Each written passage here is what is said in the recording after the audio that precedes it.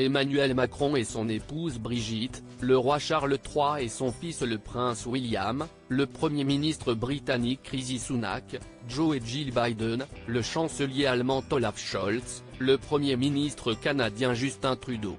Tous les dirigeants invités aux 80 ans du débarquement ont répondu présents aux commémorations organisées au Mémorial britannique de Vers-sur-Mer, dans le Calvados, ce jeudi 6 juin. Seul Vladimir Poutine a brillé par son absence. En effet, le président de la Russie n'est plus convié aux célébrations du D-Day depuis 2019, en raison du conflit russo-ukrainien, qui commençait déjà à s'enliser à l'est de l'Ukraine 5 ans plus tôt, et de ses relations tendues avec l'Occident. Interviewé par un journaliste de l'émission de Quotidien, le chef de l'État français a révélé ce 5 juin avoir adressé une lettre à son homologue russe avant que ce grand rassemblement ne débute.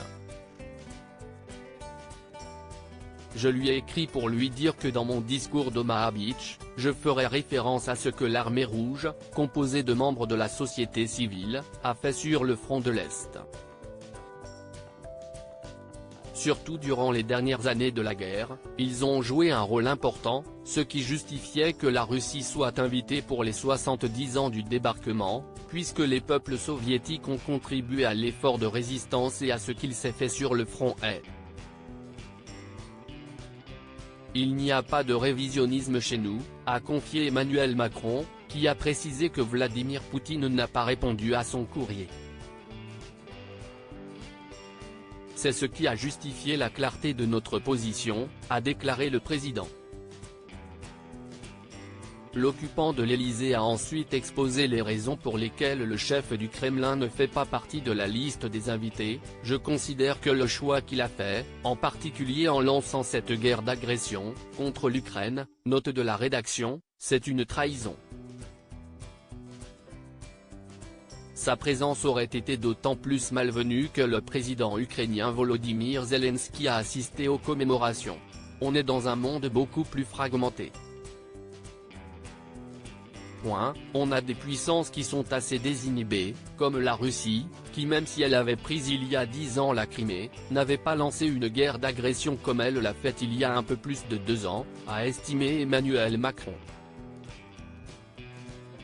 Supérieur à 80e anniversaire du débarquement, revivez les moments forts des commémorations. Emmanuel Macron ne parle plus autant que ça à Vladimir Poutine. Si cette lettre fait exception, le dialogue entre Emmanuel Macron et Vladimir Poutine est quasiment rompu.